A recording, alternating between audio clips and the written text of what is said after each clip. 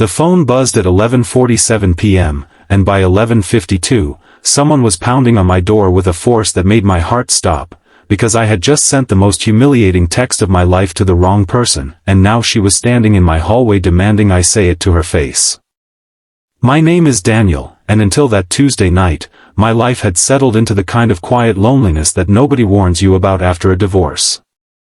I was 34, living alone in apartment 4B, spending my evenings reheating leftovers and scrolling through old photos I should have deleted a year ago.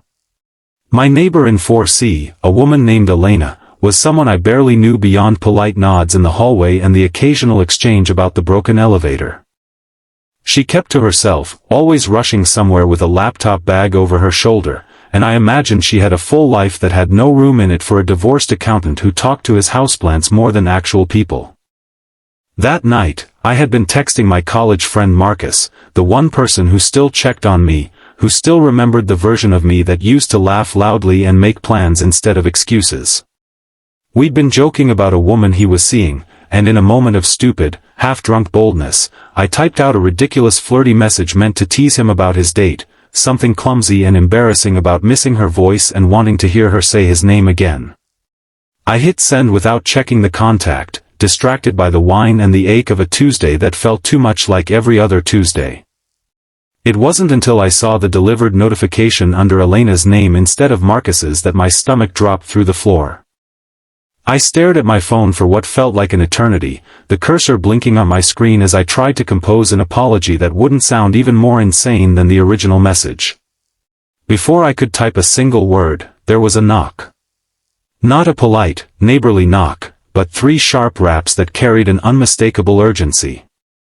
I remember standing frozen in my living room, convinced that if I just didn't answer, the entire humiliating event might undo itself, might dissolve into the kind of bad dream you laugh about the next morning. But the knocking came again, and I forced myself to walk to the door, my hand trembling slightly as I opened it to find Elena standing there in an oversized cardigan, her dark hair pulled back, her expression unreadable in a way that made my chest tighten with dread. If you believe in second chances, in the strange and unexpected ways life nudges us toward the people we're meant to know, take a moment right now to like this video, drop a comment below, share it with someone who needs a little hope tonight, and subscribe to the channel so you never miss a story like this one. Elena didn't say anything at first. She just held up her phone, my message glowing on the screen, and asked me, quietly but firmly, to say it again. Not read it. Say it. Out loud. To her face.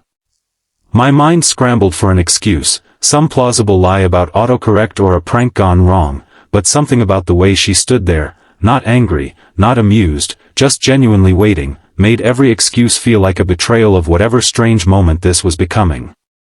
I told her the truth instead.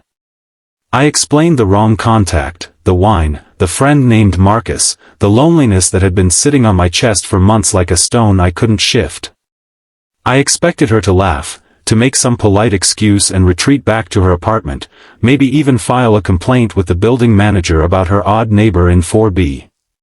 Instead, she leaned against my doorframe and told me that she'd almost not knocked at all, that she'd stood outside her own door for 5 full minutes trying to decide whether to ignore the message and go to bed.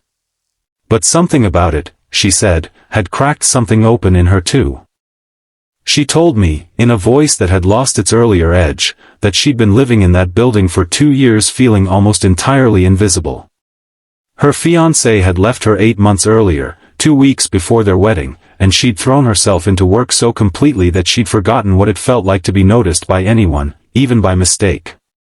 My accidental text, as absurd and misplaced as it was, had been the first time in months that anyone had said anything to her that sounded even remotely like affection, even if it had been meant for someone else entirely.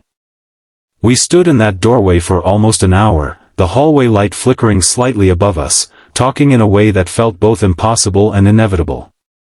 I learned that she worked as a pediatric nurse, that the exhaustion I sometimes saw on her face in the mornings came from double shifts at a hospital where she held the hands of frightened children while their parents fell apart in waiting rooms.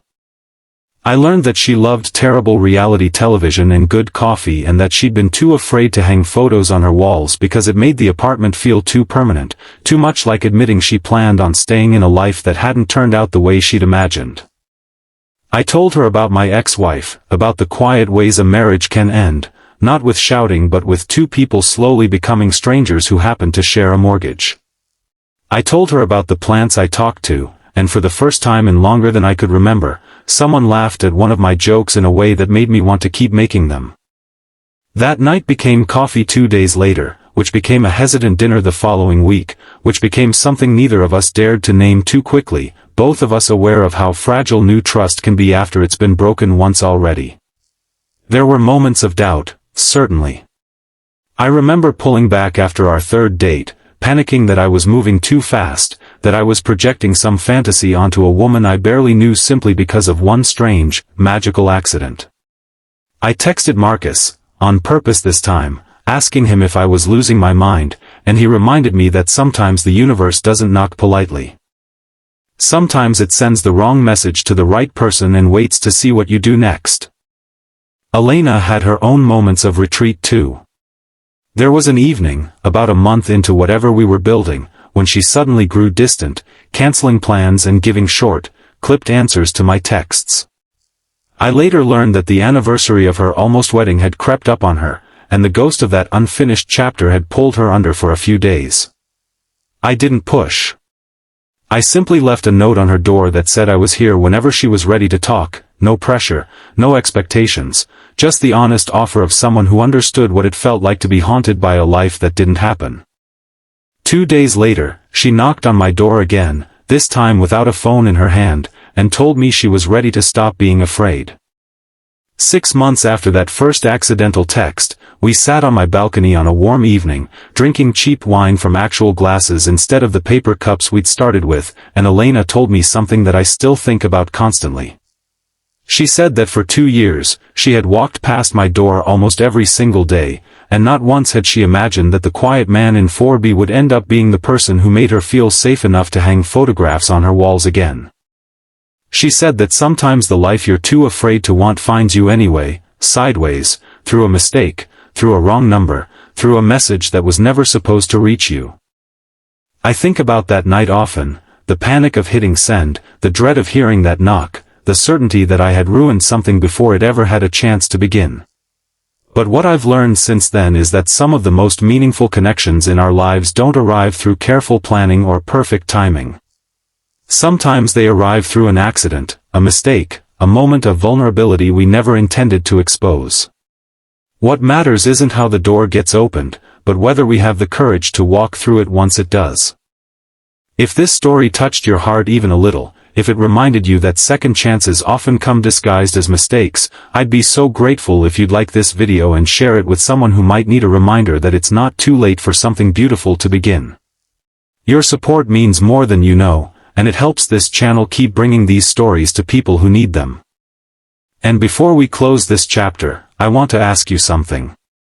Somewhere in the comments below, I'd love for you to share a moment in your own life when something unexpected, maybe even a mistake, led you somewhere wonderful. I read every single one, and I promise you, your story might be exactly what someone else needs to read tonight. Elena and I got married last spring, in a small ceremony in the same building where we first met, with Marcus standing beside me as my best man, still teasing me about the text that started it all. Sometimes, late at night, she still asks me to say it again, and I still blush every single time, grateful beyond words that 5 minutes and one knock on a door changed the entire direction of my life.